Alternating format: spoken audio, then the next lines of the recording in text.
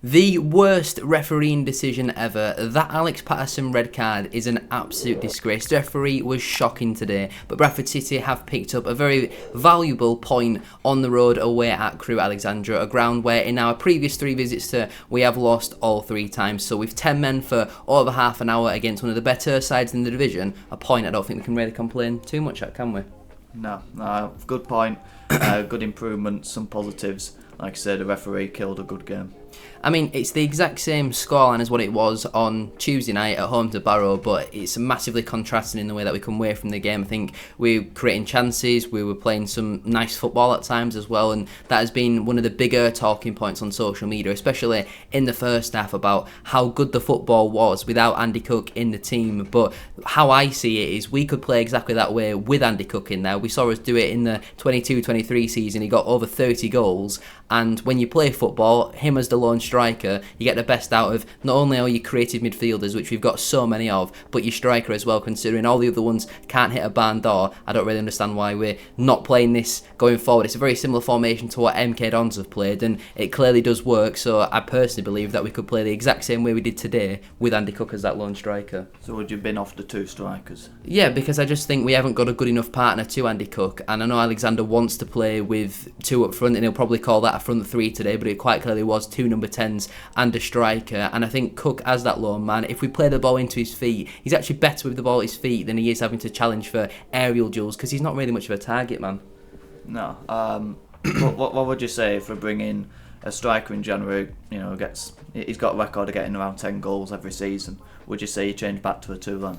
I think it probably depends on the profile of striker, because I think Cook's partner can't be too similar to him. I don't think you can have Oliver, for example, as his strike partner. So I think it probably depends on who we get in. Probably will bring back Curtis Guthrie to the football club, so I don't even think it'll be something that we'll need to consider come the end of January. But I certainly think for the December period, play Cook as the lone striker, have your Walkers, your Pointons behind him, and then have your Smallwoods and your Pattersons a bit deeper, maybe even Corey Evans as well. I think the formation and team that we played today was quite good. You know, we had Sam Walker in goal, a back 3 of Aidan Baldwin, Paul Huntington and Jack Shepherd. Obviously Baldwin coming back in for his first start in well over 3 months. You had Smallwood and Patterson in the midfield with Ben and Richards as the wing backs, and then, like I say, Poynton and Walker as your 2 number 10s,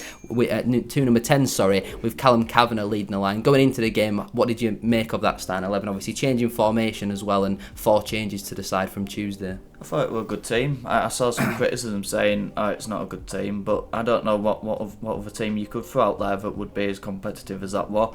Got rid of 2 strikers. I didn't want to see Oliver and Smith or Oliver and Kavanagh because they're as useless as each other. It wouldn't have been any better. I actually thought, because I've been saying it, get Walker up front with Kavanagh, try that out. But with them two number 10s, I thought we created more. We got a lot more shots off as well, and we had a lot of energy in that front 3, which we haven't seen in the last few games. So I like the team going into a game, and they proved right as the game went into the first half.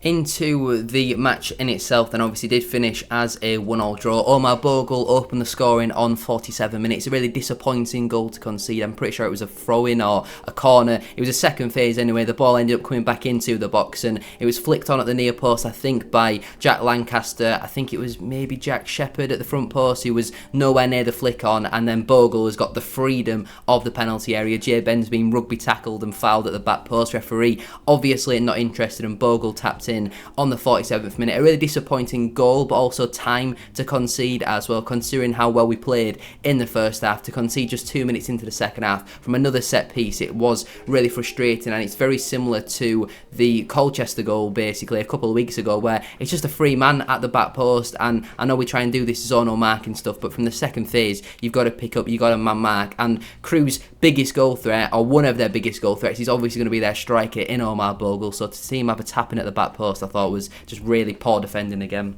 Was it?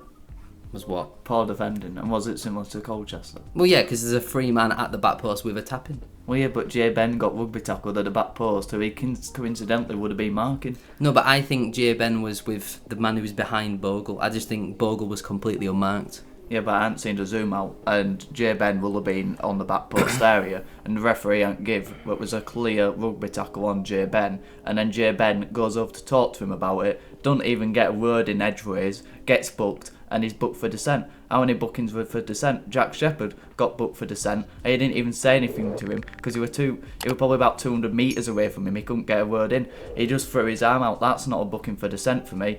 And obviously, red card we'll talk about at some point. That were a terrible decision, but the referee was shocking throughout the game. That goal should have been disallowed because Jay Ben was fouled on the back post. He couldn't get to the marked man. And I think the defending could have been better on the front post to allow the flick onto the back post. Maybe Sam Walker could have done more with it. I've only seen it a couple of times, but it's a game that's been influenced by a decision by a referee again, and that was another big decision that the referee got wrong. Yeah, I think that if maybe the referee had been a little bit more firm in his officiating throughout the full match, we probably wouldn't be highlighting that incident on Jay Ben. But the amount of soft fouls and free kicks that he was giving, mainly for both sides, but a lot of them were in favour of Crewe. I don't think we'd really be talking about the Jay Ben incident as much, but with the amount of soft, cheap free kicks he was giving, especially to Crewe, to see that happen to Jay Ben, and you know, a lot of tussling and shirt pulling does happen inside penalty areas, especially from set pieces, but to see that when it's clearly influenced play where Jay Ben might have then stopped Omar Bogle, but I still do believe that there should have been somebody else near Omar Bogle. You know, if Jay Ben hadn't have been fouled, he still has a 2-on-1 in their favour. But we'll move on to our equaliser then. Paul Huntington with a lovely diagonal ball to find Jay Ben. Good first touch, he cuts the ball back. There's, I think, Walker, Callum Kavanagh, there's a few players in the way, but Patterson manages to get off his shot. He takes a slight deflection. I think it's actually poor goalkeeping from their goalkeeper. I actually thought was terrible throughout the match, in honesty. We didn't really test him all too much, but nice to see Alex Patterson back on the score sheet, and obviously nice to see somebody other than Andy Cook scoring. We know Alex Patterson has a goal in his locker, hasn't scored since the opening day against MK Dons, but it was obviously nice to see him back on the score sheet, and it was a pretty well worked team goal as well. Yeah, Crewe Alexandra said after Barrow had been a team playing in doubt and he's been given instructions to take shots, to take risks, to play with a quick tempo, and that's what we saw. We saw Huntington with a quick diagonal out to Jay Ben, caught their fullback out of position, quick touch, it gets into a box, didn't think twice about the cross, dug it out, pulled it back, and we've got players coming into the area. I thought Kavanagh and Walker were going to end up getting on the end of it. I hope that they wouldn't, and they left it for Patterson. Maybe a bit of communication in there from Patterson to shout leave it. Really good composed finish. Like I say, keeper should have saved it, but from our point of view, a really good move. And a shame that we couldn't then keep the momentum going, because I felt like that were a game where a moment in the game, where the tide turned and where we could have really put our foot down against Crewe. But then obviously Patterson goes from hero to zero. Yeah, just 2 minutes later then, after scoring the goal, Alex Patterson would see red for Bradford City in one of the worst refereeing decisions you will ever see. He's been sent off for violent conduct for kicking the ball at somebody. I mean, that is criminal, to be honest with you. I think it was Malumbi for West Brom who got sent off for something similar a long time ago, but that was where he picked the ball up and charged at somebody, then booted the ball at somebody. That I can understand, although I personally believe it should be a yellow card, but Patterson's, Smallwood and I think Bogle are in a tussle. Patterson's coming over. I think Smallwood just about wins the ball. Patterson then comes and he just goes to clear the ball and it hits Omar Bogle. You know, potentially could be kicking the ball away, delaying the restart, whatever, but how the referee has seen that as a red card is absolutely criminal. He should genuinely not be allowed to referee an EFL match ever again if he actually believes that is a red card. That is going to be one of the quickest appeals you will ever see. That will get overturned in 0.2 seconds. How that's a red card, I've no idea. Now, some people I've seen saying, well, why is he giving the referee a decision to make? Fair enough, he's given the referee a decision to make, but he's got the decision wrong. That is very simply answered. That is never in a million years a red card, and if it's the other way around, I'd be calling for a yellow card, because I don't believe that should be a red card whatsoever. The emotions in football are obviously going to be very high, especially 2 minutes after scoring a goal, considering that he'd been out for a few months, having had injury problems last season as well. These are not the type of things that the referee's thinking about going through Alex Patterson's head. But, you know, the euphoria he's going to feel after scoring, when a lot of people would have written Bradford City off pre-match without Andy Cook. But for me personally, it's never a red card in a million years. It's ridiculous. It's absolutely ridiculous. The fact that there's about 7 Crewe players surrounding the referee didn't see it, he was stood still, wasn't even thinking about giving it a red card, he's been talked over by the Crewe players. Shame on the Crewe players, shame on the referee, and shame on the EFL for allowing these referees to continue to ruin football matches every weekend. It's not the first time this Bantams has refereed has had a terrible game. There's so many. You said sack him. Yeah, we'll sack him, and then we'll have Darren Drysdale next week. Then we'll have Sebastian Stockbridge or whatever his name is. He's terrible as well. He's terrible. They're all terrible. Trevor Kettle, they're all rubbish. They're all terrible referees, and they're only going to get worse because they are getting worse. How many referee decisions have cost us games this season? There's this one with the goal and the red card. You've got the Salford one that screams out Neil Byrne against Morecambe, never a red card. These decisions are happening week after week, and Alexandra will end up losing his job because of these refereeing decisions, and it's a disgrace. And that red card was never a red card. There's nothing in it, there was no malice in it, there's no violent conduct in it. It's a disgrace, and it needs sorting out. I just can't believe how a referee can get manipulated by those Crewe players who are surrounding him. In the Premier League, it don't matter what those Crewe players are saying, they are all getting booked because you can only have one player talking to the referee, and that's the captain. And Mickey Dimitri was screaming in his face, and that is dissent. I don't understand it. Ben were booked for dissent, Shepherd were booked for dissent, and they're the ones I can name off the top of my head. All those Crewe players were a disgrace for going over to that referee, and the referee multiplies that by then to overturning his own decision by sending off Alex Patterson and costing us 3 points. And just on that point about the Crewe players and the way that they crowded the referee, if that is a Bradford City player, like what we saw, they get booked for it. But Crewe's reaction to that was massively over the top. It reminded me very much of AFC Wimbledon players' reaction to Smallwood's tackle. But Smallwood's tackle was only deemed a yellow card, and that was a worse incident than this one that we're talking about here with Alex Patterson. So it goes to show that referees don't kind of follow a certain rule book, and that's what they decide. It's all still about opinions and how they judge situations, but if the Crewe players don't swarm around him and then get involved in a tussle with our players, and there's people grabbing shirts unnecessarily, Mickey Dimitri, who's the man leading that, he's the Crewe captain, and the referee has allowed that to happen, and for some reason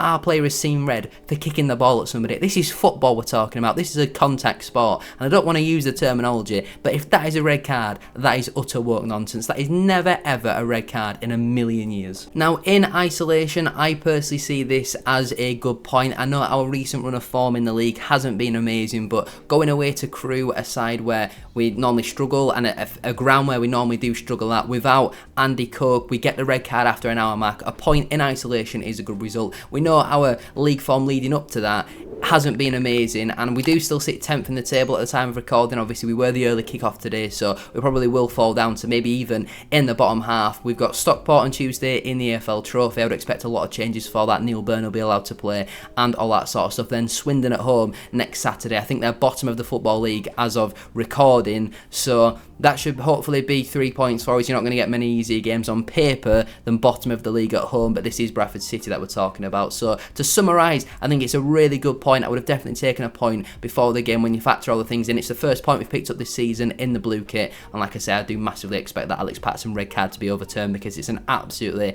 horrific decision. I think I'm fairly balanced in my opinions, and if I see something's a good decision, then I'll come out and say that. If I think it's a red card, I will come and say that. If I think Crewe battered us and deserve to win the game, I will come out and say that. But I actually thought Crewe were a pretty poor side. I expected a lot more from them, and you can see why they have drawn 4 of their last 5. But overall, like I say, I do think it is a good point. How would you summarise that today?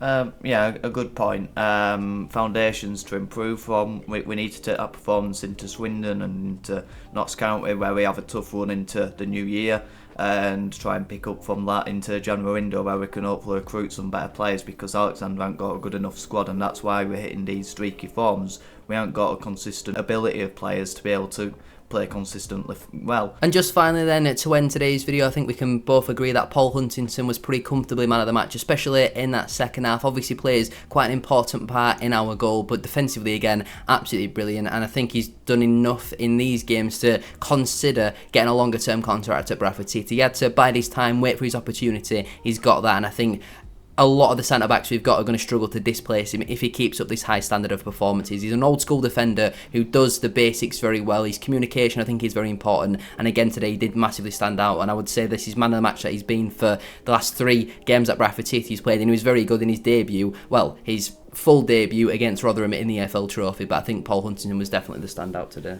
Yeah, we're brilliant again. Won every header. And like I say, his communication's great. And for me to say that he has took Neil Byrne's place comfortably, that shows how good he's been over these last few games, and it's going to be very hard for Neil to get back in, but I'm sure that he will. at some point because Neil's a great player. But Paul Hintonson, very, very impressed with him, considering I wasn't impressed with the signing when he first came in. Thank you all then for watching today's video. Hopefully you have enjoyed. Make sure to like, comment, subscribe. Get your thoughts in down in the comment section down below. Do you believe it's a red card? And obviously, most importantly, for a neutral, do you believe that should have been a red card today for Alex Patterson? But Bantams fans, what are your thoughts on today's point? Crewe fans, how do you assess the result as well? Thank you all for watching. Make sure to check out Korban's channel as well. The link, as always, will be down in the description down below. And we'll see you very soon for another one.